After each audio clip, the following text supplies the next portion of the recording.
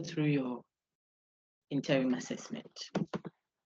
You would see, can you see my Sakai, please? Felix Senior or anybody, can you see my Sakai? Yes, Doc. Yes, Doc. Yes, please. Yes, Doc. Now, you had some multiple choice questions mixed with short answer questions. Let me start with the multiple choice. I have given notice for the class to engage Rawls' Justice as Fairness, the raw content, read it. Do some reading of the Communist Manifesto and then the Libertarian Manifesto. These are just documents. What does the Libertarian Manifesto say? Emphasize rights and labor, autonomy, those kind of things. The reason why we should distribute the socioeconomic resources in a certain way, according to the libertarian, is because of so and so and so and so. And that is why some would even think, look, taxing people, the rich to feed the poor, is not just, is not right, and so on and so forth. What arguments do they make? Then there's the communist, if you like, manifesto. In this day and age of China versus America in some kind of way, Nancy Pelosi is already in Taiwan, if you are listening to some international news, against the bidding of China. The thinking is that one system is communist, another is capitalist, and it's intertwined with the government system. One thinks it's liberal, if you like, emphasizes rights, it's a free society, so to speak, whilst another is communist, restrictive, doesn't permit the freedoms of the persons within that society. That's the battle, really. So one thing is I'm introducing freedom to Taiwan. Another thing is you are rather coming to desecrate our land with your corrupted system, both economically and if you like, politically. So there are mainline discussions on, libertarian view of social economic organization. Then there are those who are strictly communists. Look at the language. I'm not saying communitarian, and I'm not saying individualism. This is talking about economic systems, how resources are organized within the context. Then Rawls' Justice as Fairness seems to be responding to these two extreme views, mediating that. So where there is the need for equality, some emphasis on equality, rights, liberties, what have you, you would be dealing with the concerns of the libertarian. And then where we are asking for some recognition of what, if you like, the collective welfare. I'm trying to give you some main lines to help you reading, okay? Then you will be dealing with the concerns of the communists. So Rawls' Justice as Fairness is trying to mediate those two extremes, I think, giving you a response that will be treating people equally and yet bridging the gap that some naturally or socioeconomically may not have in what distributive justice. If you did your reading very well, then the class interactions are fruitful and then you get a better understanding. Don't prompt me, my dear friends, to conduct a test when I meet you in person next week on the topics I have discussed, and I'll grade it. I can do that. It's part of our contract, okay? That I will give you unannounced assessments in class to check your progress. I want you to do well by force. Why? So that is for God willing next week. I intended it to be today, but I only think that it will help you if we discuss the I.A. Question 1. This is what the question says. It's multiple choice. I want you to answer. You will see that those who talk in class, at least averagely, off my head, it showed. I don't want to mention any names, but some of the things they even wrote, I think you would have heard it in class. Maybe they said it this way, then I'll say I'll correct it this other way or something like that. So it came out. Those who have never spoken or never speak to, maybe there will be one or two shining lights somewhere.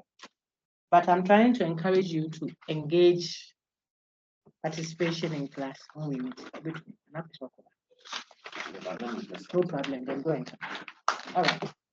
So my dear friends, let's start. Question 1 says, what does Charles Taylor fault the atomists for? Okay. Look at the possible answers. Fault. Fault means, what does he find wrong with them? The atomist. The emphasis on rights to the disregard of belonging. The second one says the argument of primacy of rights. He faults them for that also, yes. The instrumental view of community. He faults them for that also. He thinks that they think of community as instrumental, as a means to achieving a certain end. And he thinks, no, don't value community only because it will give you something. Value community because it is part of your being. It is not a channel for attaining right. No. So all the three apply. The answer is all the options are correct. One of your colleagues told me that, hey, Doc, when I finished with the I.A, I thought I had done critical thinking class. And I said, that is a good sign. Okay, so the answer is all of the above. I want someone to read question 2, please. I'll project it. And you keep your hand up if you want to read for us. Thank you, Julia. Go ahead. This read question 2. Ready? Julia, can you see it? No, Oh, sorry. I can't see your screen. Yes, please. Is it better now? Yes, please. Okay. Right. Question 2. What does Charles Taylor fault the atomists for? You see that you would think it's the same question. It's not the same question. This is to encourage independent way of working. Okay, look at the possible answers and read them. The atomist disregards of rights. A. B. The atomist emphasis on community. C. All the options are correct. D. The atomist instrumental view of community. So you can see the change in the options. See, so what does Taylor fault the atomist for? The atomists disregard of rights? No, they don't disregard rights. Atomists, in fact, defend rights. Taylor is angry for their over-emphasis of rights. So that is not correct. It doesn't fault them for that. The second one says, the atomist emphasis on community. They don't do that. They don't emphasize community. Okay, so it can be all the options. So the answer is their instrumental view of community. All right. I want to settle all concerns that you may have. But this one, what does Charles Taylor for the atomist for? The same question came twice. But me, when I chose C, they say it's wrong. It's not the same question. Look at it. It's not the same. Even if it appears twice for you, because we are choosing 20 from the pile we have now for this campus. It is different. Question 3. Thank you, Julia. Maybe you want to read, or if there's another hand up, let's see. Please, this is Julius now. Okay, so Julius, go ahead with the third question. I'm coming. Let me project. The third question, quickly. Mouse's personalism stresses. A. All the given options do not describe Mouse's personalism. B. That the communitarianism-individualism disagreement is fundamentally linguistic. C. That the individualism-communitarianism debate is fundamentally deontological. D. That the individualism-communitarianism debate is fundamentally metaphysical. So this is a straightforward one. If you even looked at just the first page, the abstract of that paper, just the first page, you didn't go far. You would see it stated a dito that they are not disagreeing, substantively speaking, is the language. They are using the phrase the individual in an ambiguous way. So they seem to be talking past each other.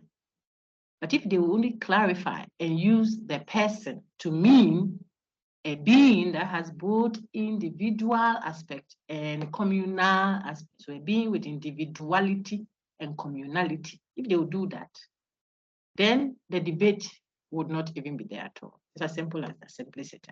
Go to question 4. Julius, please read that question 4 too for me. I'm projecting shortly. It's now turning. Question 4. Go ahead. Question 4. The distinctive emphasis of the personalist thesis discussed is that A. Both communitarianism and individualism are saying the same thing about the human person. B. A person's rights should be respected. C. The human person is at once both individual and communal necessarily. D. Community is the core of personhood.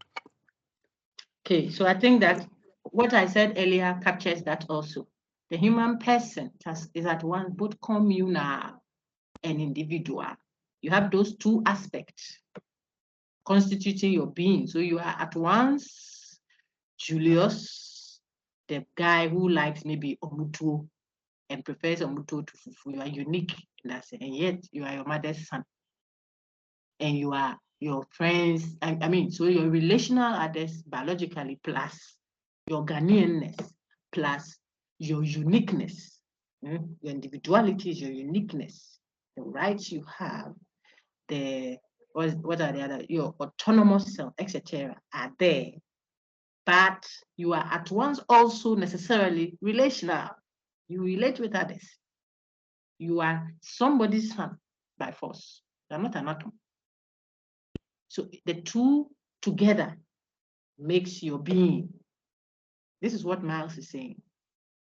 Trying to put some flesh and clarity to, I think, what predecessors had done, except that she finds some challenges with some of the language being used by, say, Taylor, who was trying to correct. Taylor is trying to help the debate, drawing some attention to the extreme individualism that was going on. But the language is problematic, because if you still call the human being, who is the center of focus, the individual, then we'll have problems. So you are now labeling the composite self by what? Just an aspect of its being. So you want to solve the problem, but before you even sit with the two parties to talk, you're already calling Zelensky's hometown, Ukraine. You're already calling Ukraine a part of Russia before you start the discussion. When you do that, then the reconciliation won't happen, because one person thinks I'm not a part of it, the other person thinks I'm a part of it. So then the language must be clear. This is how Miles contributes to the debate over there. So she says, don't call the human person who is 2 in 1. Don't call her the individual, because the individual is only one aspect. Why don't you call the human being the community? So human being, the person, is a blend of the two. This is the contribution Miles makes. Individual and communal, not the individual versus the community. Okay, question 5. I'll ask you all these again. I wouldn't have used the whole lecture time to help you get the gaps that you have to fill in. Some did perfectly well. I don't want to disclose anybody's marks, but I'm sure you have engaged. Okay. Some of you, if it wasn't for the short answers, okay, you are in deep trouble.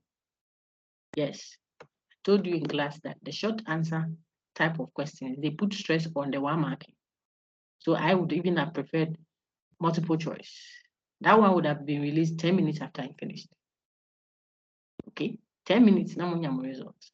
In fact, it can be immediate, but because some may be writing or waiting extension, blah, blah, blah, you would have had your result immediately. I won't be stressed, but that would mean that if the answer is A and you choose C, you are wrong. So you can get 1/30. We don't want that. So we added a short answer so that you write out your responses, and at least we can get an inkling of whether you have a fair idea of the discussion. Some of you haven't engaged at all. You may not be many, but a few of you have not done work in the course, and it shows. I'm warning, I'm cautioning, because we want you to do well, but you will earn it. Okay, question 5. Julius, you would want to do the last reading, I'll take someone else. Priscilla's hand is up, so after Okay. this, when Priscilla continues. Go ahead, say thank you. Number 5.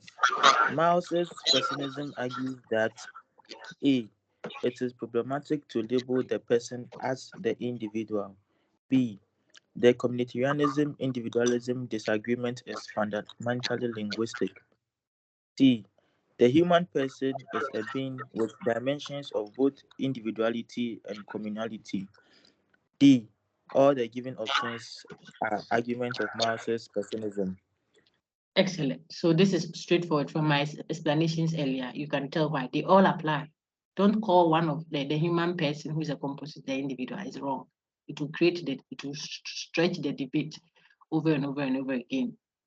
So it's basically a matter of language. That is what keeps fueling the supposed tensions. And then 3, what then is the contribution? Think of the human being as a person. Unipa so saying right. A human being is bigger than just having rights. This is what Taylor was saying. And a human person is bigger than just being your brother. Because he's your brother until when he becomes president or vice chancellor, then you still want to deal with him like, oh, is my younger brother. You have to stop that. Because he has individuality and he's still communally related to you. So there is a place for the relationality, you see that, and the demands it will make on him. And then there's a place for his or her individuality coming out. Don't tell him that we don't like the woman you are brought to. We will not marry that woman. You and who will not marry. Okay, so you got that. That is why it's individuality and communality. Question 6, and I'll take Priscilla now. Thank you, Julius. Please go ahead, please, if it's a question. If it's to read for me. The divine right of summarizing A. Locke's social contract theory. B. Rousseau's social contract theory. C. None of the options are right. D. Hobbes' social contract theory. This is just language. See, someone says you have a divine right to rule someone. Who says that? It is a Hobbes. That is why he says if you make this person the Leviathan, the absolute, he has absolute right to rule. This is what irritated, if you like, our friend Locke, who says, my friend, nobody was made to be subservient to another, where some will be born to rule throughout and others will be born to serve throughout. No, we will vote. We are led by reason. There aren't others who have, a right to rule over others. So even if you didn't know, look at the options: Locke, Hobbes, Rousseau. The answer is Hobbes. Okay, see this, look at this very well. We are going to see another one shortly. This is divine right of rule. It's not the same as divine rule of right. It's just language. I played language, that's all. So this one has a divine right to rule. The other one says we have a divine rule of what? Right. What is ruling is what? What is right? And right, your right is right. The individual, Locke. Okay? Your right is your right. Right. So what is ruling is right. That's the second expression. But the current expression says divine right of rule. Right. Question 7. Please you would continue for me. If it shows, yeah. So question 7. Please go ahead. Question 7. Locke's Doc, please, I have a question about that. Let's finish this shortly, then I'll take it. Okay. Please read, my lady. Locke's social contract theory can be summarized as divine rule of right, the divine right of rule. Both options are correct. So the answer is divine rule of right. Thank you. Like I said earlier. Please let me take your question. Thank you, Chris. Let me take the question. Someone was asking a question. Doc, please. The social contract theory was propounded to counter divine theory. Who is speaking now, say? Okwampa Eric. Eric, go ahead. Yeah, so the social contract theory was propounded to counter the divine theory, which argued that kings or Please, rulers are then who where. are you? Sorry to interrupt. Who are you referencing now, my brother? The Hobbes divine right of rule. No, I'm The asking you divine what you rule. said. Yeah, and I I thought said, what I you think I said got that wrong. I I'm got that sorry. wrong because I think because of our network difference, so we keep interrupting each other. So I'll shut up for a while until you are around it, then I'll come in. Go ahead. okay. So I got that wrong because I think that social contract theory was propounded to counter divine theory, which argued that kings or rulers are then where the legitimacy of their rule or the powers they have is derived from God, the divine or supernatural power.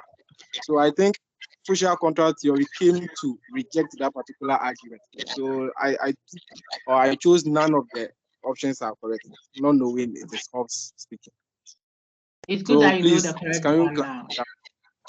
There is nothing to come up again with. So our friend Hobbes is, in fact, if you read Hobbes very well, he was actually making a case for why some must rule, and they must rule uninterrupted because they have a divine right to rule. If we put the power in their hand, that's monarchy. Did you see it in our slides? Go through our slides, you see. Okay.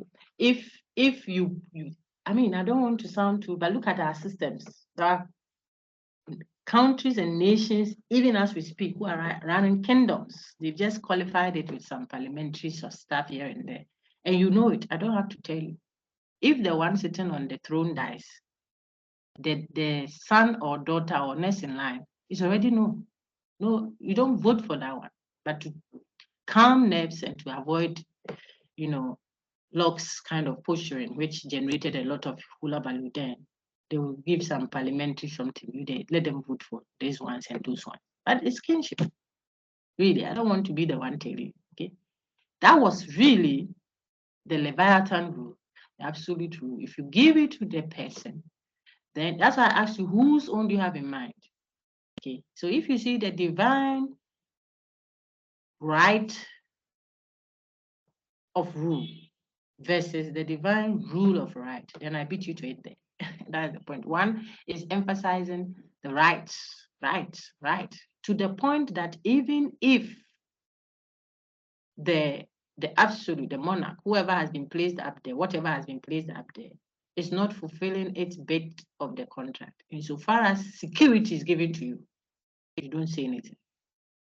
If your rights are even infringed upon here or there because of the fear of violent death, that is what Hobbes told us. It is so scary, so much so that you make do with, even if they cheat you with the transactions here and there. Thank God for it, because you would have died a violent death without the absolute. So it looks like he has some absolute power.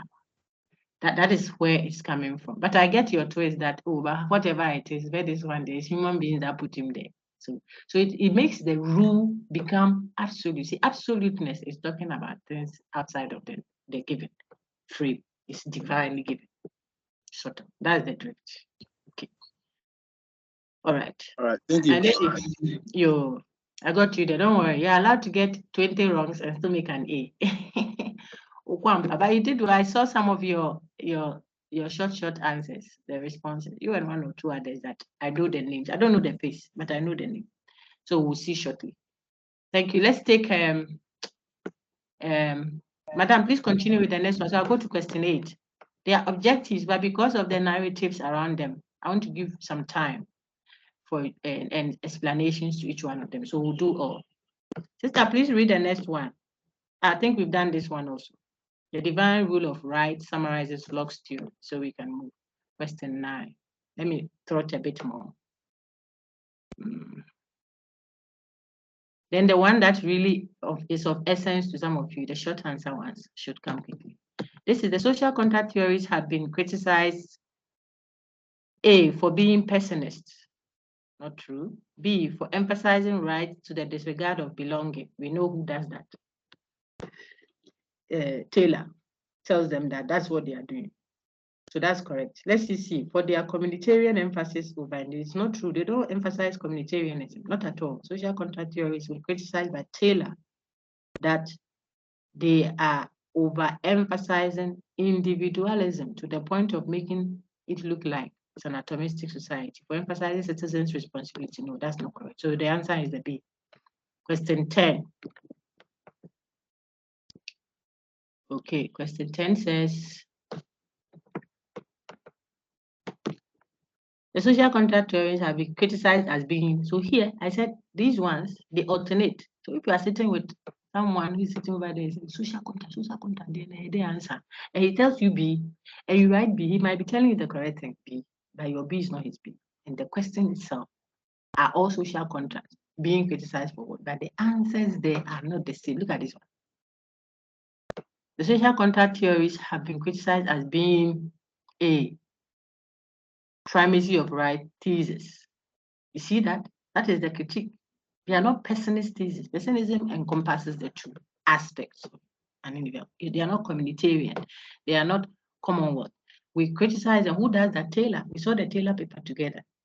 He criticizes them as emphasizing the primacy of right. I discussed that with you. Play the recording says go and play all the lecture times we've had together, and then refresh your memories on the interactive times we had in person. You have advantage because of the online bit. You have some records there you can always refer to. Sometimes I share with main campus, those who are on the academic channel, so they can also benefit. So you better respectfully engage the content as you prepare to face the final exam, which is 50%. We still have some few topics to go. For Hobbes, a Leviathan rule, continuous human survival. If you have a Leviathan ruling, it will ensure continuous human survival. It will not require that. It will ensure it. It will make sure that human beings continue to survive. That's the point. Language. Come in, please. I'm sorry, someone is knocking on my door. Question 12. Hello. Hi, Mike. I hope all is well. I'm in a class. Wow. Level 300. Okay. Question 12 says, which of the given options best describes Hobbes' state of war? Someone said it is divine. A, it means divine. It's not actual state of war. That's not what Hobbes is saying. It is not a certainty. So none of the options correctly describes Hobbes. These are the illustrations. Yeah, let's go. Please, I've not recorded. Let's record this one. Work on it. I should record this one. Let me mute. Give me a minute, please.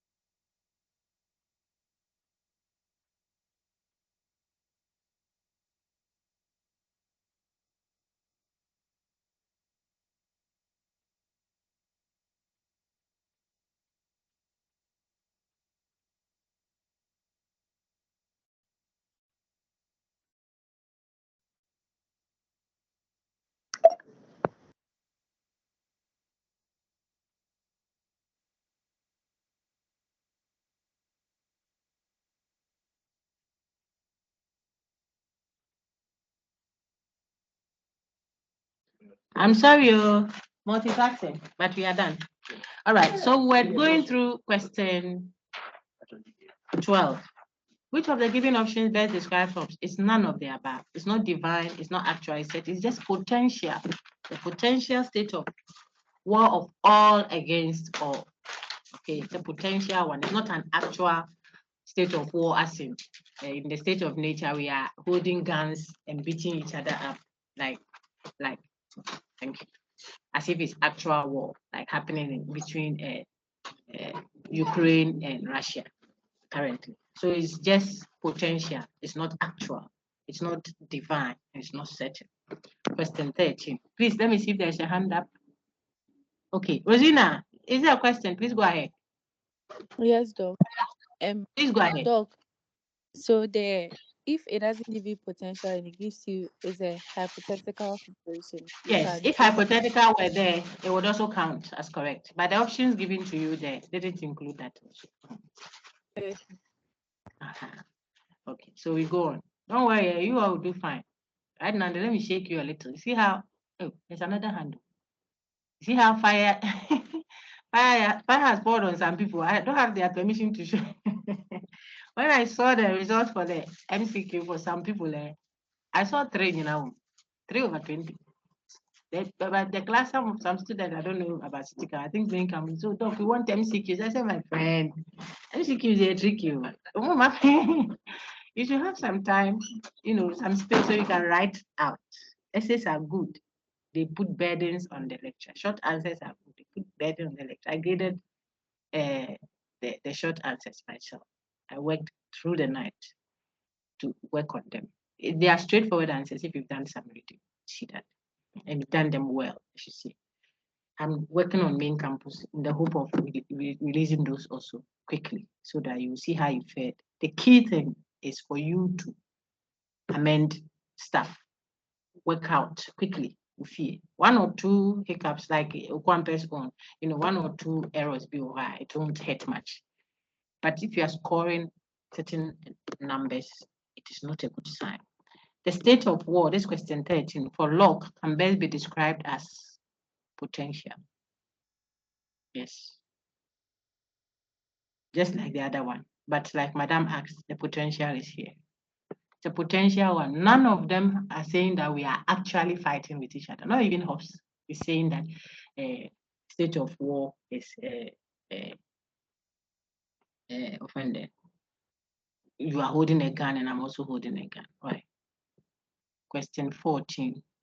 Please, if you have a question, you raise your hand. I'm alternating slides, so I keep coming back to our class slide to check if you have a question. So you keep the hand up, and then when I come, you can ask.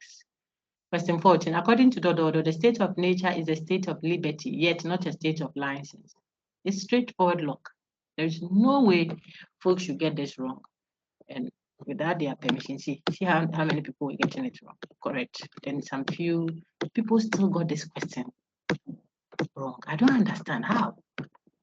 State of liberty, but not a state of license. It's to look at your slides. You see, I deactivated your slides when you were going to write.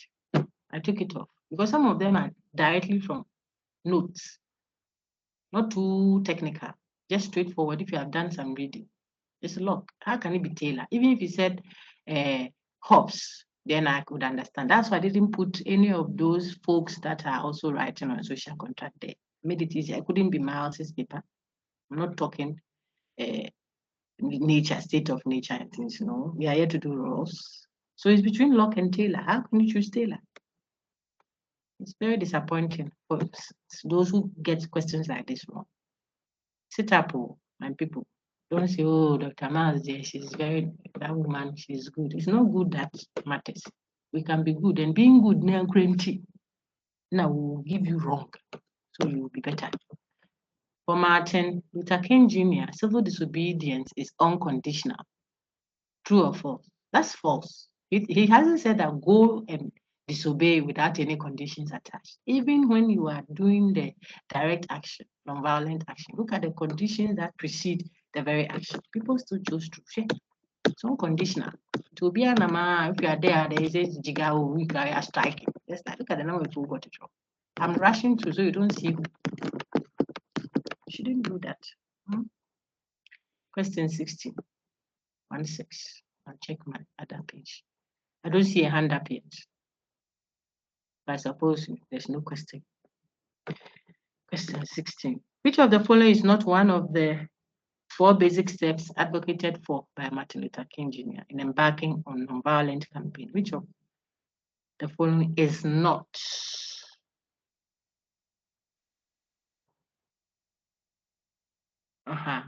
I nearly thought that I have given a wrong question, but I have now gone through my thing.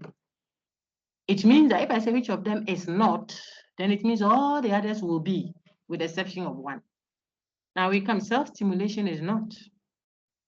Self-denial too is not. There isn't any word called any of his steps called self-denial. There is no self-negotiation. There is negotiation and there is self-purification. But there is nothing like self-negotiation in his given steps. So the answer is all of the given options are not included in Keynes' steps. That's the answer. Let's see how many people got it correct. See the wrong. See? Who are choosing self-denial, self-negotiation. Over self-negotiation, what about the other one, people? It's in 70. Let me go and see. Maybe there's a hand up. No hand up yet. Okay.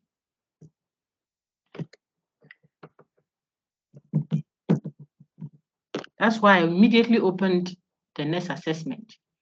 Fill in all the gaps you can so that your over 50 will look very nice. We still have opportunities at that. Good. Use our skill if we have to. J.J. Rousseau objects to means he doesn't agree with it. The collectively held will, no, he does. He supports that, so it can't be that. The general will, he supports that. What he doesn't support is the will of all. And it can't be none of the options is correct because there is a correct answer there. So it's the will of all. Question 18.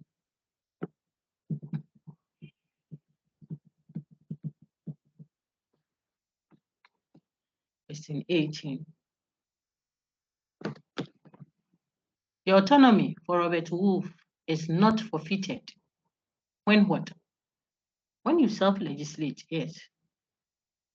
When you obey rules others make for you could also pass, except that you have when you self-legislate there. Okay? If they self-legislate there, then that one clearly, because when you obey rules others make for you, because it is the order, it is a rule, and you obey it, then you would have forfeited your autonomy. So when don't you forfeit it? You have not forfeited it when you are legislating for yourself. That's the answer. All the others say is that when you do not take responsibility for your actions and inactions. When you don't take it, then you have forfeited it. All these things is logic. Logic will more say even the answer is. Question 19. Okay, I'm tired. Someone else will read when it comes. Please put up your hand. Let someone else read whilst I take a breath. Thank you. Is it Priscilla again? Thank you. I see Kumsin Mary. So let's take Mary Kumsin. Mary Kumsin first. Then I'll come to okay. Okay. Go ahead. 19. Thank you. For Robert Paul Wolff, all human beings are autonomous and therefore ought to take responsibility for their actions and inactions. A, true. B, false. My sister, we all see that is false. Why? Why do you think it's false? Let me take feedback from someone. You can just unmute and answer any one of you. The answer is false, but why? Can I have someone, please? Yes, please. Yes, please. Go ahead. Thank you so much. Go ahead. It is false because the question says, hello, Doc. So, please. Hello, Doc. And then children. Oh, I can't hear the second part. Why is it false, please? Okay, it is false because all human beings, so meaning madmen and then children are all parts. Very good. That's all I'm looking for. It is false because, so if it were a short answer question time, because children and madmen are also human beings, but they are not supposed to, even I won't add children class, so I have to qualify it. If I'm doing short, I'll just say, because madmen are also human beings, but Wolff exempts them since they cannot take responsibility. You need to catch your mind. Well done. Let's go on. Let's see those who wrote true. See, you see the cross. You see how many people said true. When you are teaching, what's the one answer? When you are teaching and you are emphasizing things, sometimes it's as if, oh, we have understood, you move on. But I know how I ask you questions. So I want to, if you have understood very well, as soon as you go through and see, look at the percentage that got it wrong. See the number of wrongs. See, this is supposed to be very easy, but look at the wrongs. What should I ask you? See the simple question. The man says all human beings are autonomous. Wait, this one is supposed to be the very easy question. This is true or false. I put 4 options, but later I say, oh, let's make it 2 so that you don't confuse them plenty. Even that, seeing and believing. See, what should I do? So you can't blame your working tools if you don't do too well. I don't want to speak too much negativity. The thing is supposed to help you do a filling of all your gaps. That's why I'm using quality time like this to engage the content. It will help you do your mopping up. What you haven't done at all, what you thought you knew, but you had not read it closely enough. The discussions, the slides are there, the recordings are there, your textbook is there. Put some as PDFs there for you. I'm not even starting a new topic this week like we planned, because I want to give you time. I'll open assessment or group work. I don't like stressing you like that, but I tell you, students will not, normally speaking, generally, they won't do so much unless you make demands of them. If I was doing some online classes in class, like I enter like this, I put the thing on the screen, then I tell you, go and submit and come. You will see how many people will be attending or following up. Maybe they can't be online, but right after they will put the link, they will go and engage it. This one is as if, oh, that's it. But look at what is happening for the generality of the classes. I mean, there are spots of excellence here and there, but I want my students to do well. It's a call. I want you to make your A's. I don't like D, C plus, C, C, D, father, Emmanuel, father, dada, Emmanuel, no. I want Adam, Babel, Kakra.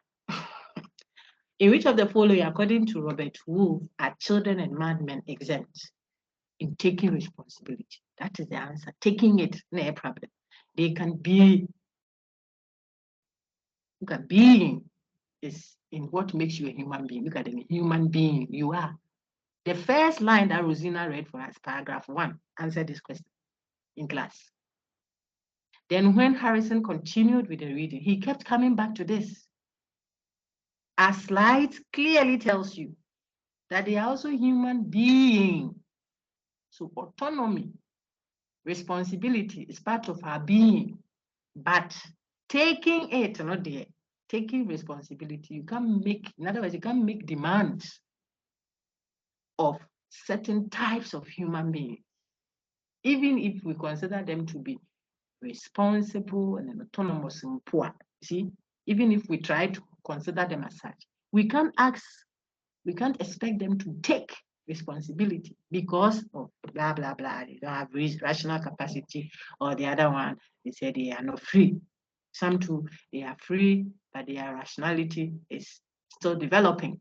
So if you want to ask them to take responsibility, then it will not be too good. And I gave instances of going to court, and if the person is mad, you see, that one still, you got remnant of Israel. Okay? So just some people, the way they like the color red and the cross. Hey. Yeah. Question 21. My lady, please, I'm going to 21. Read for me. Thank you. And which of the following, according to Robert Paul Wolff, are children and madmen exempt? That was what we read.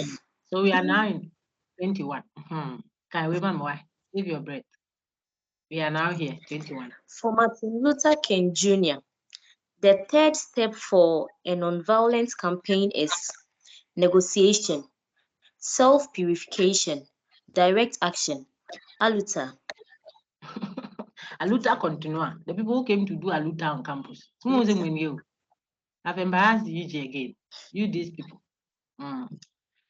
Negotiation is the second one, if I'm told, if we are right. But the first one is to gather the facts, data, show that there is injustice by gathering data that shows that. That's 1.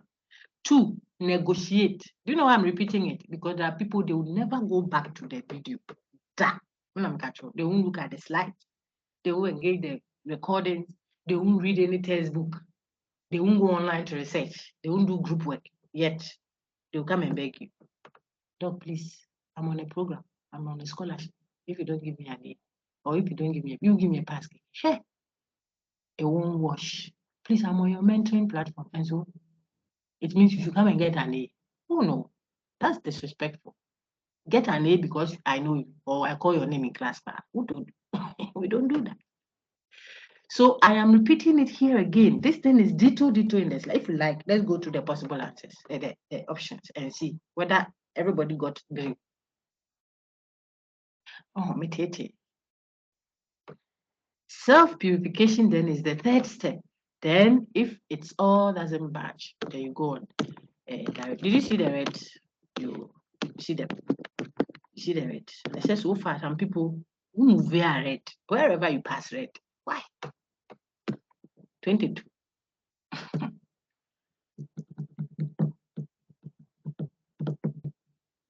Takes a while, please. So it will come right now. Yeah.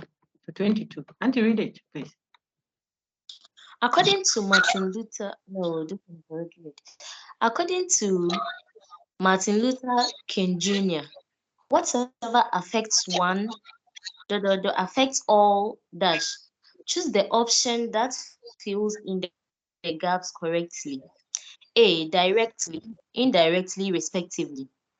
B, indirectly, directly, respectively. C, none of the given options.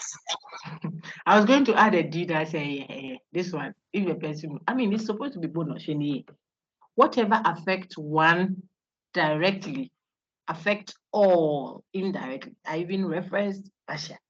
I've mentioned Russia 3 times, even today already. Telling them that look at some people having their own fanfare somewhere far away, Russia and Ukraine, and Ghana suffering for it. America make off, that's the expression we use, and then the rest of the world will catch a cold. Because you want to sit and say it doesn't concern you. Wait until the repercussions hit you. So the thing may not be affect that injustice occurring over there, may not have all the record. I even played back my own recordings with you. Some of them were fun. I even said, when they are talking gender issues, you sit there and say that, oh, it's women, until the sex strike, I said something like that. Then the men will be affected. You'll see that not knowing when the women had complaints, you should have, the society should have listened to them. Or when you go to the kitchen and there is no food because the women are striking. All to help people get the answer correct. You see? So people say, we'll get it wrong. We'll get it wrong.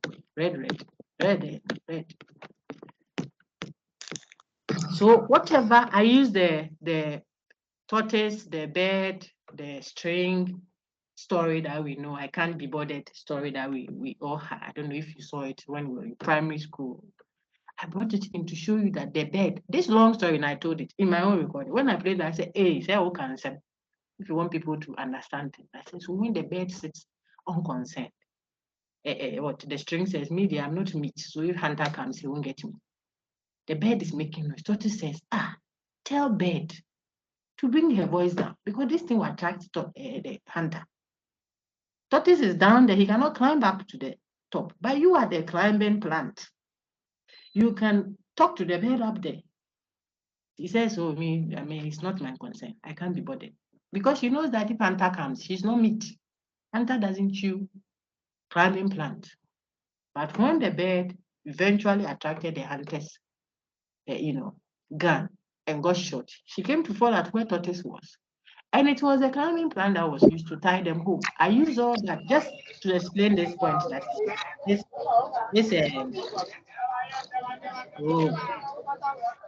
this whatever affects one directly affects all indirectly. I used it just to make that point to help the rest of the class. How is it that some still got it wrong? Even the quote, when we do our in-class marathons, I'll say write down any of the quotations that King used. Straightforward. Okay. Let's move.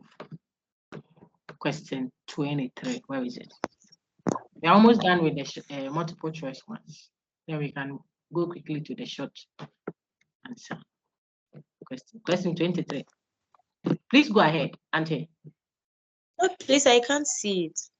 It has just come. Okay. Has it come now? Uh-huh. Yes, please. Taylor is an atomist. A, true. B, false. C, both. It is false. Taylor is not an atomist. See the wrongs. The man is criticizing atomism, and it is clear in our discussion. If someone even asked in class, I mean, I think our friend who set us up that day when we're having our discussion, when he started, he wanted to say that, oh, Taylor is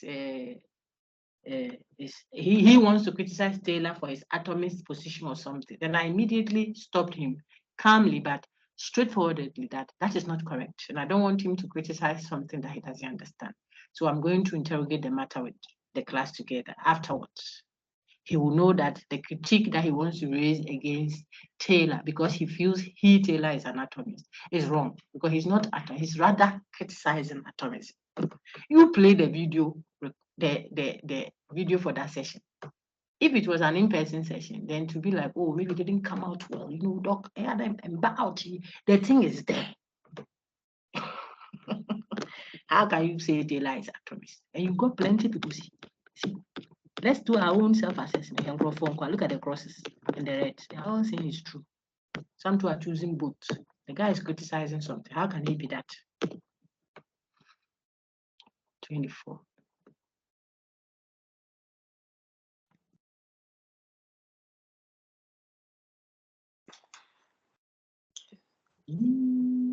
Okay, 24 just came.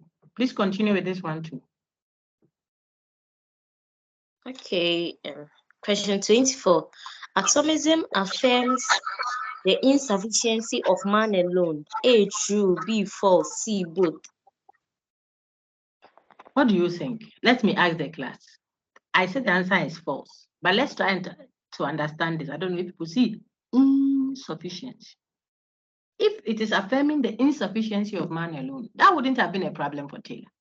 If you admit that man is insufficiently able to live alone, I mean, you can't be independent on your own. If that is what atomism is saying, then there wouldn't be a problem. Atomism is not doing that. That's why Taylor has a problem. The atomistic view is rather saying that man is sufficient alone. That's Taylor's problem. You are talking as if man, human being, can exist as an atom by himself. So atomism rather affirms the sufficiency of man alone. That would have been true.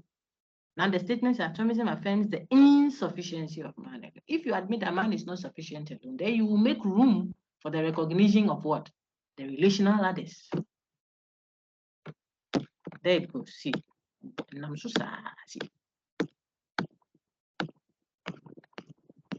Main campus is not like that. I just don't want to say it. Generally speaking, no. You did good. I'm here to finish. And you even have the records there. Yeah. According to Dodo, the invention of Dodo property has paved way for Dodo. This is straight from the slide, straight, dito. So even if you didn't know, you do try a look. According to Rousseau, the invention of private property has paved way for social inequality. If you pick D, look at it. It starts Rousseau, yes. It can't be Locke anything, so Locke is out.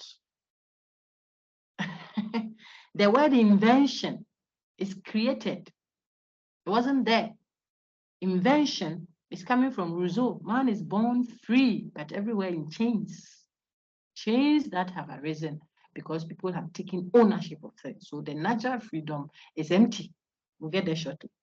That's why we have to agree and then put restrictions on our own freedoms in the name of what? Civilized, organized society. I use the lecture hall scenario. If we wanted to step out after our lecture to go to another lecture, we are plenty and we are all trying to squeeze ourselves out of the hall. Okay? Everybody has a natural capacity to push another. But you see that we may struggle and because everybody is working hard at it, pushing. I claim first, I'm stronger. We are wise at this. If we just organized it, it will limit some of the entitlement we have. But that will make us step out one at a time. Obviously, one will go before the other. So there will be some advantages of a kind, some restrictions of a kind. But that will help us all enjoy the natural freedom we have already. So the limitation enhances the freedom. This is where we are going to. It's part of the short answer questions. I've answered it carefully. Okay. But Rousseau then tells you where the problem is coming from. The invention of what? Private. It's mine. No longer public. It's mine. Private. It's the invention of private property that has paved way for social inequality, not social equality. This one. Okay. There are greens in it too, but when I see even one red, then my heart is something. 26. Rosina, read for me now. Thank you, my lady. You did well. Let's take Rosina now. 26. In Rousseau's social contract theory, man loses his liberties and gains liberties in organized society since liberties are more stable. So man loses his natural liberties. That's what I said earlier. And gains civil liberties in organized society since his civil liberties are more stable. There's stability. It is not arbitrary. The stability is organized. So from here to here, everybody is exercising, is regulated. Okay, so there is a certain degree of guarantee. This is detail from your slides. I just don't want to move again. You check it. Okay, that's the answer. Not all the others. 27. I have to applaud those who did very well too, so that they'll be encouraged. Because the others who did extremely well. Rosina, go ahead, please. 27. When thinking of the body as active, we describe it as sovereign and a state. When thinking of it as passive, if compared to others like itself, then it is called a power. This is Dito, Rousseau. And so that short answer question, he says, if the president of the land, first gentleman of the land tells you that Ghanaians, we should be citizens, not spectators. He used the word citizen. I'm asking you, in Rousseau's language, what you have studied on Rousseau, what would the president be referencing? So I'm telling the language. Citizen, be a citizen. It means partake in the sovereign power. It's there, it's in your slides. Take part in the ruling. Because the sovereign, who is a citizen in Rousseau's terms, the people are called citizens when they are ruling, they are taking part in the ruling. They have become not just those who made the laws, they are making the laws for themselves, to rule themselves. So democracy, think of it that way. Government of the people, by the people, and for the people. So who are the people who rule the people? Government of the people. So the government is constituted by the people. It is the people that are the government. Who do they rule? They rule themselves, the people. How do they rule? By themselves. Who made the laws? Themselves. This is where Rousseau's discussion took us to. That's why he has a lot of collectivism. He's talking the public, the collective us, the general will. Did you see Taylor mention his name there? He didn't mention Rousseau when he was criticizing those who are doing individualism. Because Rousseau's social contract, after he identifies the problem, his prescription is that we don't need a master. Whether you want to call him a monarch, an absolute, or what have you, we don't need it. That's against Hobbes. And we don't also need a selected few, whether parliament or government or judiciary no. The people should become one. So we should form a republic. That means there should be a census. Someone has a very important question. I don't know if it was main or city campus, but it was recorded. I think it was Enoch, main campus class rep, said, Doc, but how are we able to establish a will that is for all of us? Because sometimes some people just don't want to come along. Then I answered, it is also on the thing there. The recording is accessible to you on that channel there, even though it might not be your campus. If you're on the channel, you see it and you bothered to look for it at all. See, I told him, I think I remember that is why it is important to generate a sense of self. The sense of belonging together as Ghanaians is more important than a lot of things that we are doing. Because when we see ourselves as Ghanaians, when we see ourselves as Christians, Arabs, Muslims, give me the collectivities that I can think of, collectives. When you identify as such, then even though you may not be the one directly making the decision, but you feel that if my brother made that decision, it's still me. The phrase is like, Ochima, say, you know, someone gets angry. It's not even in Ghana. But he hears something that was said against a certain Ashanti king or some our northern revered king somewhere there, and he's so angry because the person identifies with the Dagomba king, for example. So when you talk against the king, and say, why are you talking about my people like that? My people, us. That is prior to anything. And so if the people identify as a collective us, a body politic, this is Rousseau, then you see that we will see ourselves as ruling. We are ruling who? Ourselves. Of course, there will be representation, but the person representing is still you. Like your leg is walking towards the lecture, even though your eyes want to sleep. It's still you. Your eyes wants to close. Doesn't mean when you move to the lecture hall, it will still not be the whole body that has moved. That is what Rousseau wanted, body politic. So that person, the group of people that we are calling the subjects, they are the citizens as well, and they are what? What's the third one? The people. So 3 words describing the same thing, depending on which role they are playing. Just like 3 words describing the collective as the state, the sovereign, and what? And the power. It's all describing the entity called the new body politic. Okay. You see, I've revised that with you. It will come again. I asked you to illustrate with that in the short answers. Illustrate means show it. Give an example. I gave several in our discussions.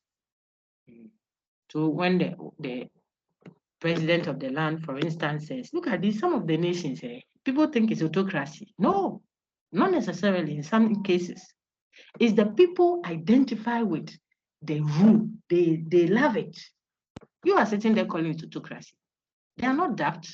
When the gentleman told us that people are autonomous, you think what?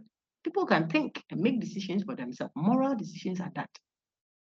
It's not always that people are cowed into submitting to certain authority. Sometimes they see reason and it works for them. They like it. So it's not for you to see it better than they do. I'm the one living in that state. That's the point.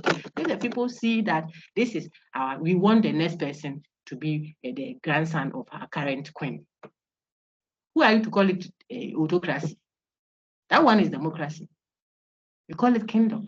When the same thing is done somewhere, then it becomes problematic. Why? So let's have a certain understanding of, at least from Rousseau, the little we've done, then you see how it draws into consensual democracy. It draws into even our current traditional system. That's the last set of topics we'll deal with. Chieftaincy. I mean, the chiefs that we have, some will reign till they pass on to the other world. Then they pass it on to the next person. As we speak, we may know the next in line of that one, without any voting. And the people are happy. They like it, generally speaking, because they see that you want to impose something else and you bring ballot box, then we have to let it settle in well, because the people may not identify with it. So they haven't created a body politic where you can say that, oh, tomorrow let's close all our shops and clean the gutters. Let's make sure that people will look at your gutters. I'll go to work. But the same instruction, even maybe one that may not be economically beneficial, like nobody should switch on any loud sound, that one that may not be in our eyes, we'll think, but that is business going away. The people who support it is our tradition. Our need told us that means nobody should go to shop today. I got a notice at 2. And we're all about it. The point I'm making is because the people identify with it. So they see that our thing. That's where we should get to. It is ours. Whether only one of us did it or all of us did it, it's ours. As soon as we reach that, we have reached Rousseau's thing. That was a good revision on Rousseau. It answers about 4 of the questions in the short answer. Thank you very much. So all our possible answers are sorted. Those who may have thought that, how did I get 7? So Doc, has she added the short answers to it or not? Or she's now going to read it? Multiple choice and about the kind. Now we'll do the short answer. Regina, please read.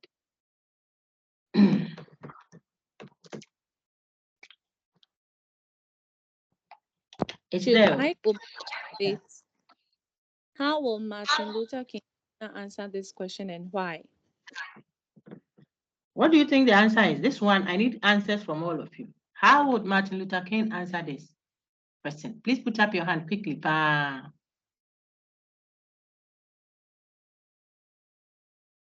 You all answered it. Otherwise, I'll read your answers here.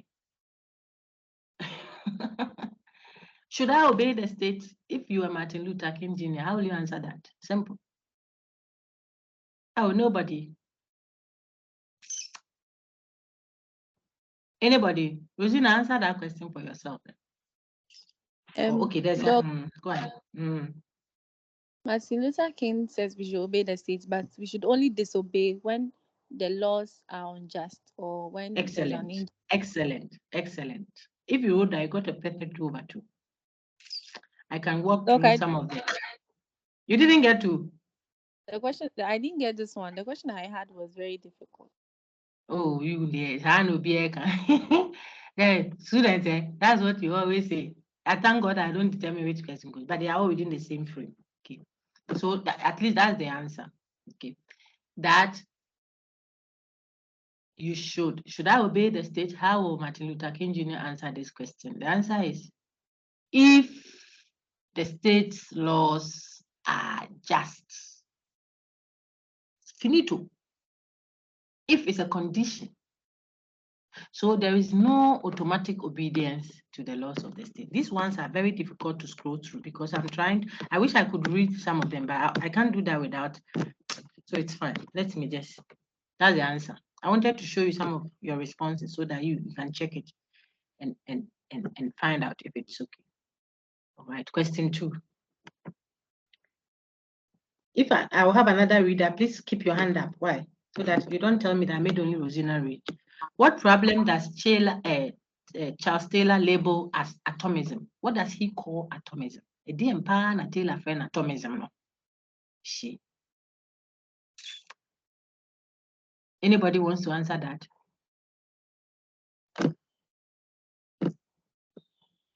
I want another hand, please, quickly. Rosina has answered one already.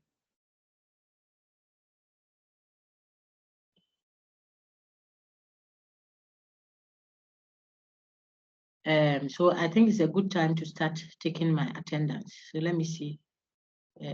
Please put your name there. I don't want IDs.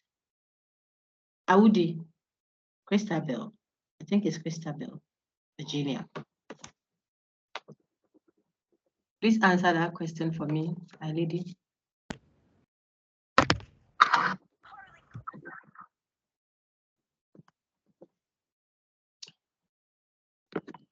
If I don't hear anything, I score you 0, absent. Emmanuel, Edria, go ahead.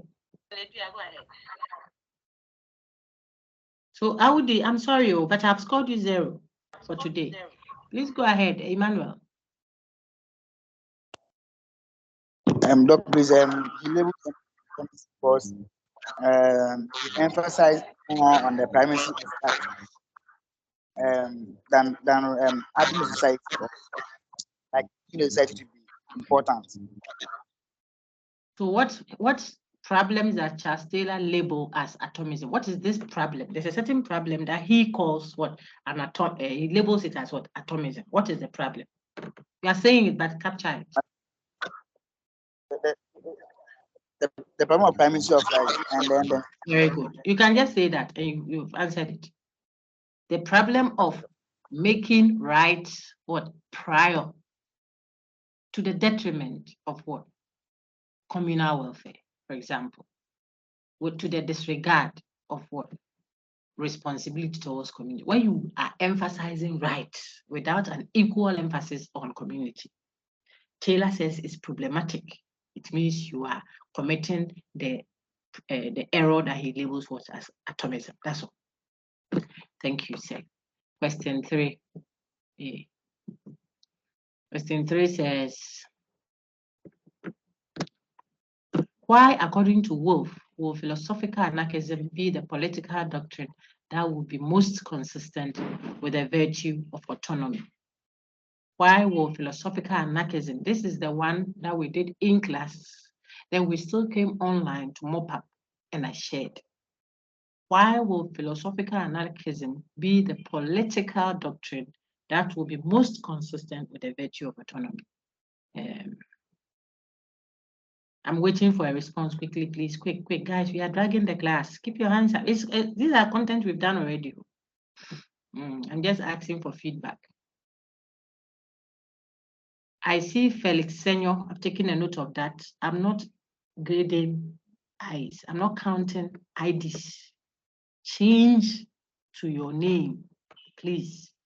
I see Ahunto Promise, Adai Solomon, Amwa David, Ansa Angela, Anita Selom Dega. You are all here. I'm asking a question, please. Okay, so you put up your hand, please. Anyone? Well, you can read and fill in that gap. Question 4. What does question 4 say? Question 4 says, briefly explain Hobbes' account of the state of nature and the remedy to that. Put up your hand if you have a response. Some people have spoken over and over again, so I'm not keen on calling them, but there are quite a number of you in the class. Hobbes' account of the state of nature and the remedy to that. Anybody, please? Put up your hand if you have a response, please. Okay, so you go and read on that. I think that should help us. Then we move on to the next question. Felix Senor, go ahead.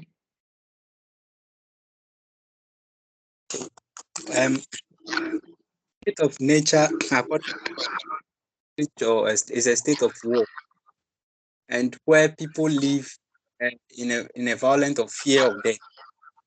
So, in that state, the lives of the people are not protected. They are not safe. So, for them to ensure there is safety, they have to transfer their individual or power to a monarch or a sovereign authority. That's all. You are writing a short answer response. So if you wrote too much, then some of you write plenty over time. Feeling. Boss, you have answered it. For Hobbes, the man's state naturally, if there were no laws, would be one that is extremely violent. Look at the words he used. This Hobbes now. Nasty, solitary, brutish, short. It will be extremely, violent. And so the fear of a violent death will lead to what? The war of all against all, potentially. All this you don't have to write on. You can just say that for Hobbes, without organized society and its laws, that's if man were naturally living without laws, then man would not have peace. We would have a state of what? Confusion. extreme competition, war of all against or potentially, insecurity. See, there are several things I'm saying, depending on who wants to write. You pick one and say, because of that, his remedy is what? An absolute authority, a leviathan, someone who wields absolute authority, who can put fear in us and ensure that we obey the laws so that we can have security. Very good. Question 5 is on the screen. State any 3 arguments Taylor gives to argue against the instrumental view of community. If you think of community as a means to an end, a higher end, he says, no, you shouldn't, because community, first of all, is part of you naturally. You are naturally a social being. This is prominent in Taylor. Look at your recordings, you see. And naturally a social being. He takes it from Aristotle. I elaborated, use the local one. When I say local, the African conception of nipa frisru besi nipa krom. I said all that Kwame Gyasi said when a man descends from above, he descends into a human habitation, showing that for this one, all the communitarian views would agree with him. Even some liberals or individualists agree. So they will say, but we haven't said that people don't, don't belong to community naturally. So that's 1. 2, the options, these are all in the discussions we had and in his slides and in his PDF directly, which I took time to engage you on. We did the reading of the text together at level 300. And there's evidence there. See how I'm speaking? So that you pinch yourself and open your eyes. I'm talking to the 1 out of the 100. Maybe I have 99 who have done okay, but there's 1 person that I'm not happy with. Okay. Pinch yourself and open your eyes and say that I still have 3 weeks to go. I'm going to fill in those gaps quickly in my studying and give a better showing of myself in the final 50.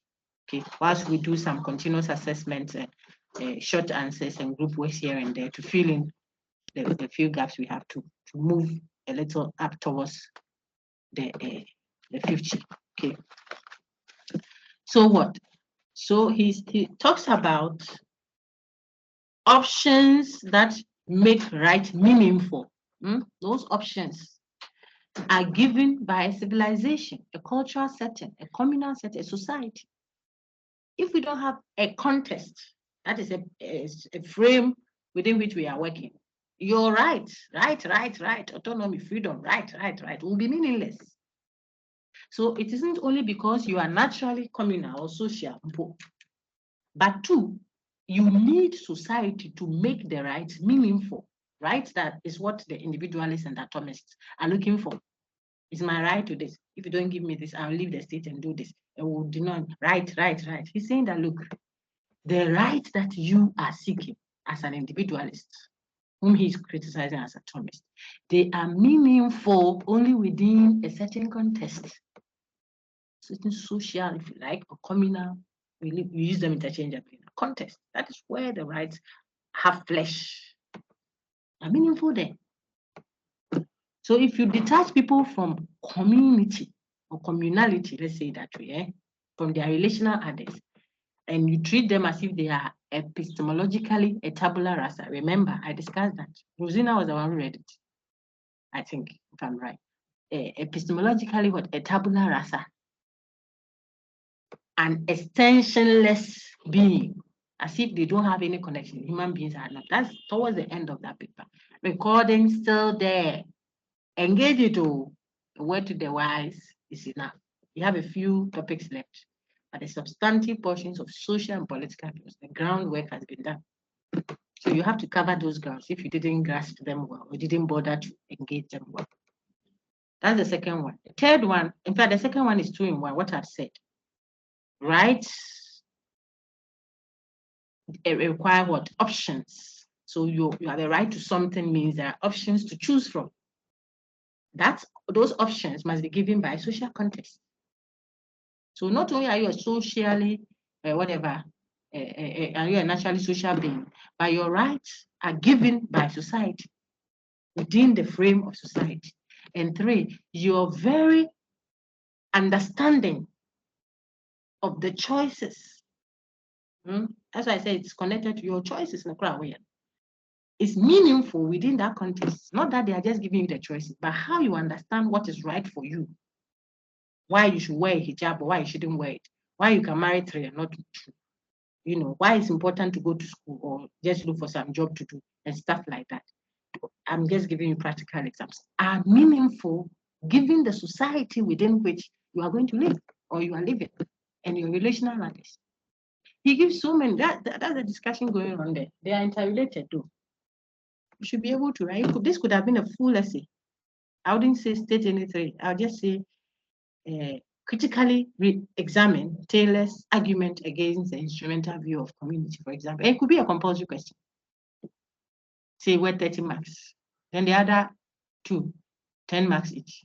3 essays. Exam. What will you write? See people 0, you read and give the person 0.5 or 1. But they didn't read. Question 6. Our time is drawing nigh. So let's have someone else read it. I say read it. Respond to the next question. Question 6 says, there are 3 things absent in Locke's state of nature that would make rational men enter into a social contract. State them. State these 3 things. What are they? I won't waste time, please. If I don't see a hand, I'll move on quickly. Because of network, I give a little time, but we can't wait for too long. What are the 3 things that are absent, please, in Locke's? Okay, let's take Solomon Ade quickly. Doug, under Locke's theory, there's absence of war, no authority, inequality is also less. Thank you. Not wholly correct. So let me take Benedict and Kama. Yes, I think, is the Benedict and Kama? Yeah, I think you also did well with some of your responses. Please go ahead. Absence of the natural right property sufficiently protected. Okay. Are you done? So absence of agreed law. And then the third one. Of power to support okay, I think the authority. Very good. So in simple terms, according to Locke, we are not animals in the state of nature. No, we are still governed by reason. The only reason why it's important to still enter organized society is because we don't have a common law. We are all reasoning, but we don't have an agreed law that is common to all of us. So we have to come together and agree on something. That's one. 2, we need someone to measure, administer the law, adjudication, in a commensurate manner. I've forgotten this. They are there in the slide. In such a way that when I come for your bowl of rice, then you don't say because I took your bowl of rice, so you rape my daughter as payback. Bowl of rice, rape. Look at the difference. So we need a fair adjudicator who apply the laws that we have agreed on. See how Locke is arguing for the reason why we even need organized, civilized society, or if you like, organized law. Then the third one is power to back the adjudicator. Power. That's the reason why. These 3 are there. You check your slides. I don't want to go there. Okay. Thank you, Bene. I hope that you got those answers correct. 7. Hey, time, my brain. Maybe I'll run through them quickly. So question 7 says, state 2 laws of nature that reason teaches. One of the cheapest questions. It's ditto in your slides. Reason teaches us 2 things. Go there, is there. Raw. If Rosina got this question, the way it should have. Rosina, did you get this question? Or this one too didn't come to you? Doug, this one too didn't come. Hey, Rosie, so which ones did you get? Let's see. Why is Locke's state of nature described as a state of liberty, not a state of license? Wow, we are exam question. You can't do what you like, even in the state of nature, says Locke. It's not like how Hobbes painted it. Naturally, if we didn't even have laws, John Locke says we would still not behave like animals. because reason will dictate to us. Reason. We are human beings, so we think. We are rational. Sometimes we even help people that we don't know because we feel that we could also have been in that situation. So there's fire outbreak in a certain building. You are just passing by, don't live there. Maybe you even went to do some research, you have traveled, don't live there. But when you hear fire, oh, my neighbor no, or water, if I say the swimming pool, he's drowning. Human beings naturally are inclined towards what? Cooperation, helping others. That's what Locke is saying. Because we are ruled, even with our law, if the law doesn't say so, we allow reason to guide us. Okay, that means the state of nature, free as it was, and with all the goodies that it came with, didn't mean that we were at license to do whatever we like. No, we are not at license to do whatever we like. We are not like animals, we are human beings. So reason still controls, regulates us, even without laws. Question 9 out of 17. Wow. We'll get there. Distinguish the concept of equality in Locke's state of nature from that of Hobbes. Anyone wants to try it? I suspect that Rosina got this kind of question. Locke's equality. You didn't get this one too? Hey. Okay, answer that for us. I'm coming. Answer this one for us. But the ones that have come so this one is a little tough. Oh? Solomon, please, your hand is up. Is it to help me with this question? Anybody? If you don't answer, if I don't get any attempt, I'll skip it. You will have to answer it again. Maybe you have your answers now, so you're even tired of having to repeat it. Okay, so then it means we move on. I don't see any hand. So I'll go to question 10. Question 10 says,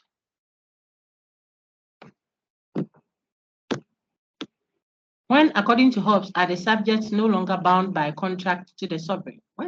This is Hobbes, it's simple. When the sovereign, anyone wants to answer that? Let me see. Richard, go ahead. When the sovereign becomes weak.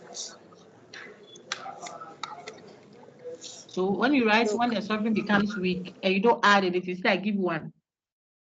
Because that is unless you were adding something, but I didn't hear. When the sovereign becomes weak and therefore can no longer protect the people, you see, becomes weak and so cannot give them, can no longer give the people security. Remember, this is Hobbes. If he's not giving them plenty food, they can't revolt. But when he becomes too weak, look, they are afraid of a violent death, says Hobbes. Is that fear that is making them give away the most cherished rights that they have, giving it to someone that you take all this so that you offer her security, like, you know, so you take this and then protect us. Now you have become so weak, not just weak as in you are not giving us food to eat or something, but the weakness has a repercussion. It's leading to something else. You have become so weak that you can't offer us security, protection, safety from violent death, etc. Then we are no longer obliged, even in Hobbesian social contract, to submit to that state. Which of the following favors people's sovereignty and why? Is it Locke, Rousseau, or Hobbes? Quickly, please. Let's see hands. Thank you, Rita. Quickly, please. Which of them favors people's sovereignty? Locke, Hobbes, or Rousseau? Nobody. Okay, you can go and read it then. We have done it already. I'm just helping you polish up what you thought you knew. So I will need feedback from you. I won't come around and monologue again, my people. Okay, so you think around it, eh? You may see it again. I don't know how. Question. I asked that you put your hand up, my dear. So I've moved to question 13. If anyone has a response, put the hand up very fast. Explain what Rousseau means by man is born free, but is everywhere in chains. This is just explain. Man is born free, but is everywhere in chains. Emmanuel, you have spoken today. Okay, you spoke only once, so let me take the second attempt. Go ahead.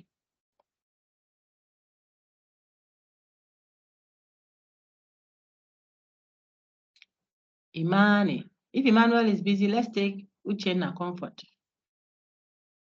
Comfort, go ahead.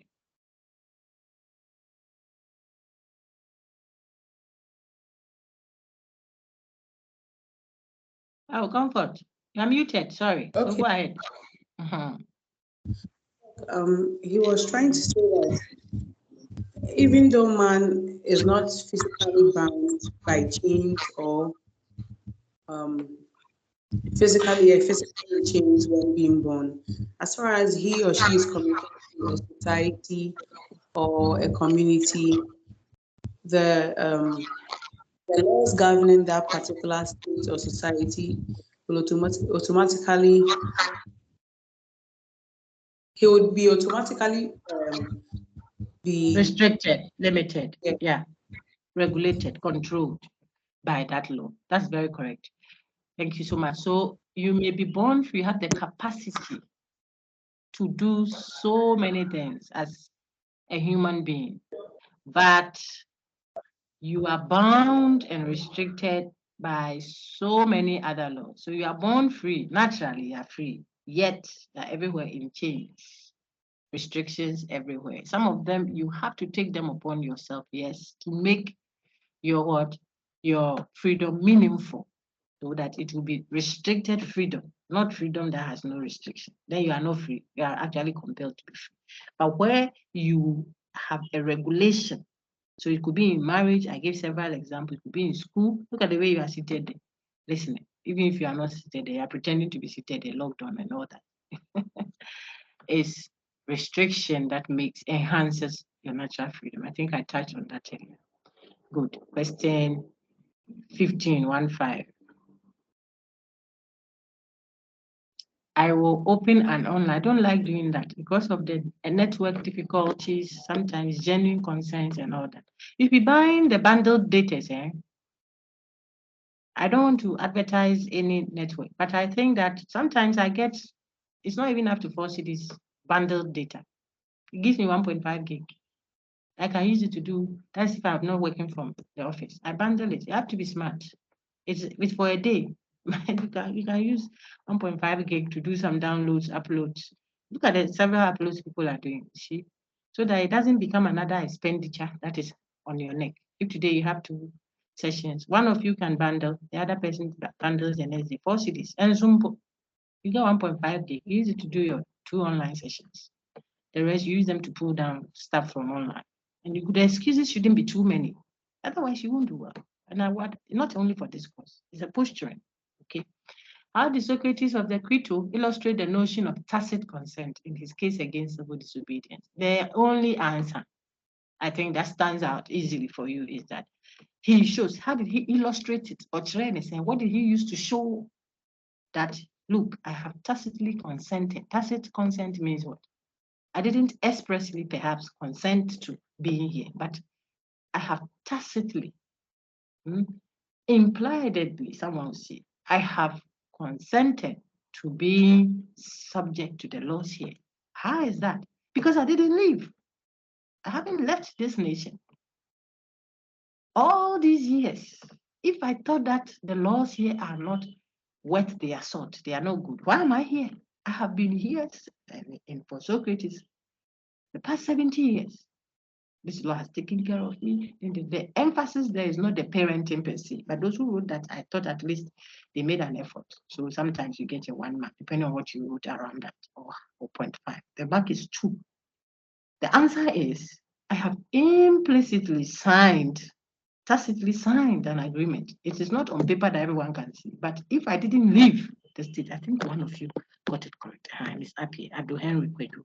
So I can read it. And that is his response there. When I was going through, his hit me, so I kept it there. You see it's there. You have not left. Socrates says, I didn't leave. If I felt that these laws were not good, I should have left. He's telling his friend Crito.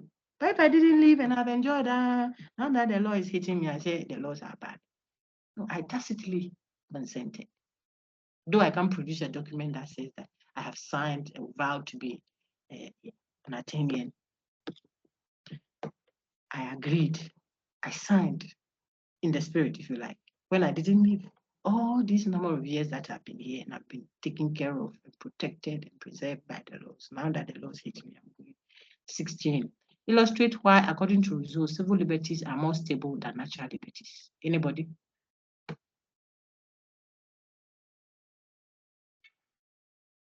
Anybody, please? Why are civil liberties more stable than natural liberties? Anybody, please? Comfort, yours is the previous hand, right?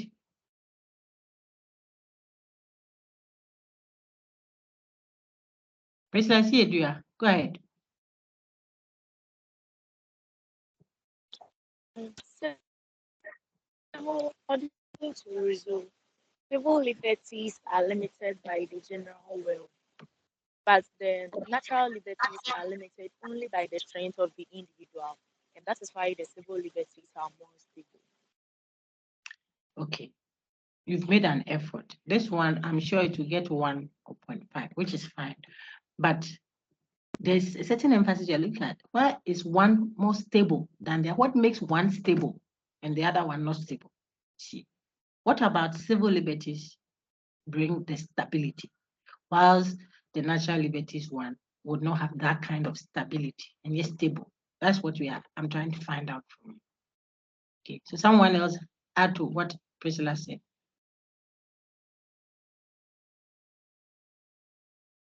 A, you will make an attempt. The lady has said something. Okay, very good. I think it was Rich. I see Rich here. Rich, please go ahead. I can take Feliciano later. Regina's hand is also up. Let's take Rich first. Then I see Sarah Achu. You should talk also. Rich, you're muted though. Yeah, sorry. With the civil liberties, it doesn't come with any partialities. The natural liberty, it comes with partialities. What does that mean? I don't understand. Thank you for the response, but I don't understand. What is it? I saw those ones also, one or two of them. What does it mean? If you could clarify. How partial is natural liberty? Because when everyone is talking about their interests, everyone is talking about their interests, but when it comes to civil, it's a collective something. Very good. So you are trying to say then it's not partiality that you want to say then. You're saying that where there's so let me take that. Thank you very much. I think so. If it's an essay, the advantage we get is I'm able to get into your mind, even if you are not saying it well. Sometimes when you go around it and expand and this, I say, oh, this is what she means. Then it's not, the word is not partiality, maybe. Then it still allows us to flow with you. But if it's short answer objective, then it's quite difficult. So I think I get what you are saying. And that is the answer. So let's see how your colleagues will present it. Okay. Stefan, Sarah, your hand went down. Yes, you talk. Let me take Stefan if he's able to now. It's because civil liberties have a more, a more structured system. Very good. Yeah. Very good. So if we join the two, when we have civil liberties, it just means we have a structured system, not just because it's structured and you get the mark, but because the system is structured, we are able to guarantee what is within the structure. Okay, there's a guarantee, there is a certain assuredness insofar as we are working within the general will. Okay, so the reason why a civil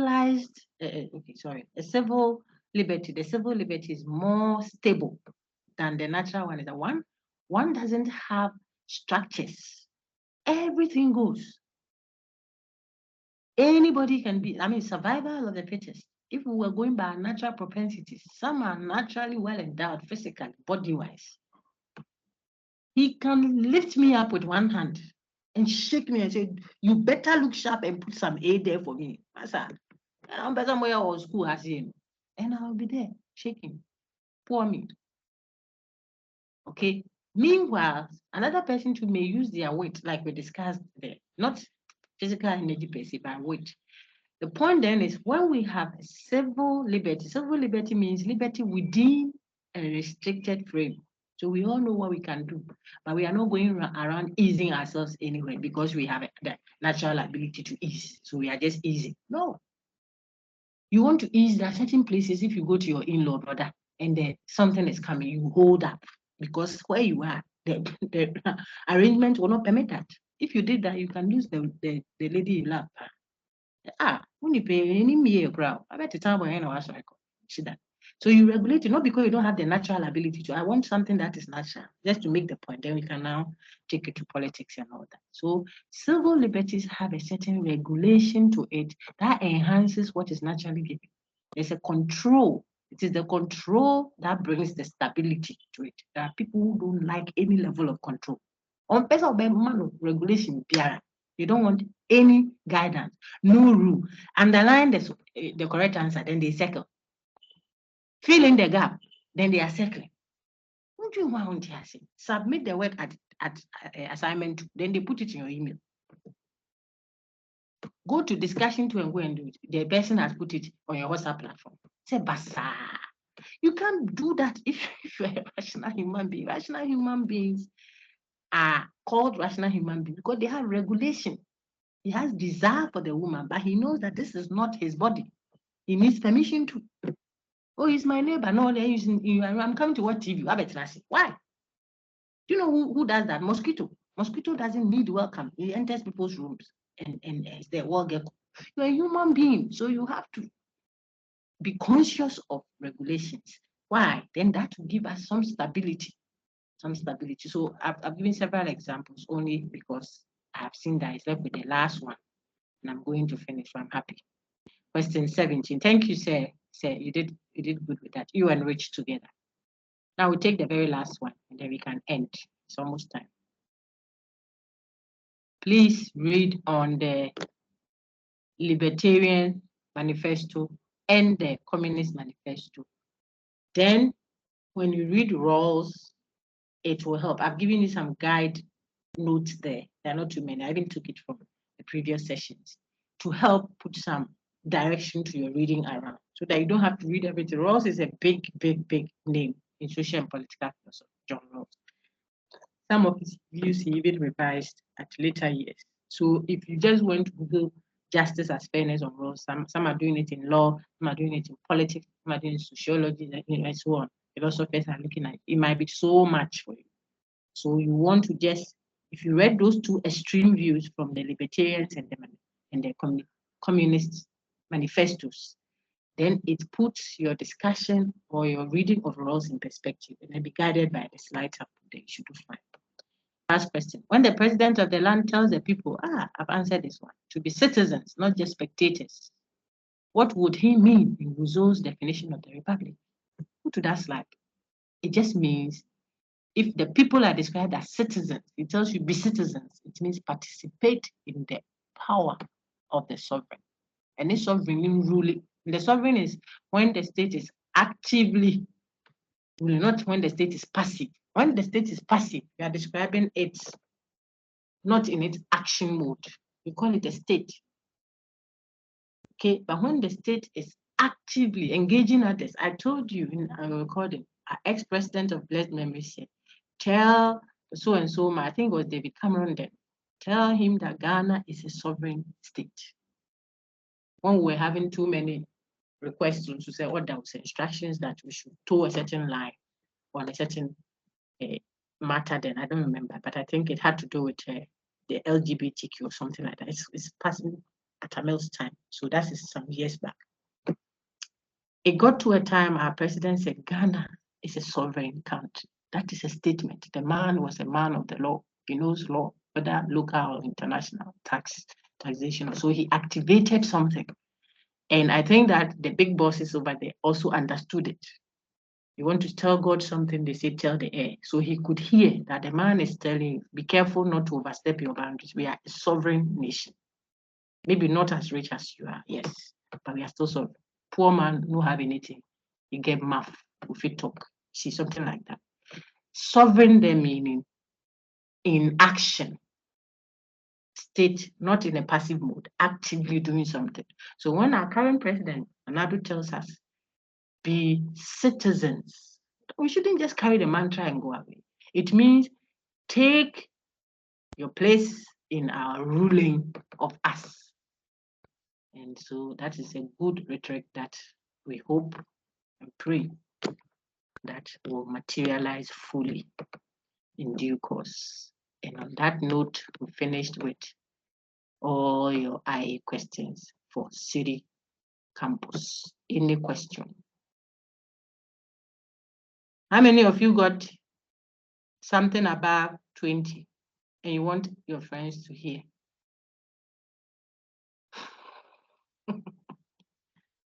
Okay, no, not above 20. Something above 25, over 30. Nobody will see your hand up, so lift it up if you want to show. Rich, did you get above 20? 20 over Madam, 30, 20. I haven't checked yet. You haven't checked? Oh, I've released it, or it's not visible? No, like my network, it's not opening. Sakai is not opening. Oh, sir. It's not I don't opening. think it's true. Yeah. Wait, what is not opening? Is it Sakai itself? Or let me just stop this recording. Oh, but I've been on Sakai the whole day. Look at my projections on Sakai. Sakai can't open. Hey, Munya Butari, now I'm on Sakai. But this thing we did is on Sakai. Oh, you can see.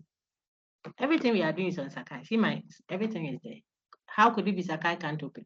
No, Sakai is working. Yeah, I'm shocked that people, the way people can make, you will say, I can't access Sakai. That's a different statement too. I just corrected main campus. If you say, I cannot access Sakai, it's safer. If you say Sakai is not working, the whole class we've had is on Sakai. See, everything on the screen is Sakai. So if you say Sakai is not working, I've just had sessions with my other classes. I put content from Sakai. So go there. I don't want to project people's things. If I went to the grade book, you'll see it's there, it's flowing. Okay, let's end. And then God will see. They flow, see, our name's there. Okay, so when you go, you can also see. And to those who missed the first assessment, please kindly go and we are still on record. Let me just stop the recording. Okay, so those who missed it up, reopen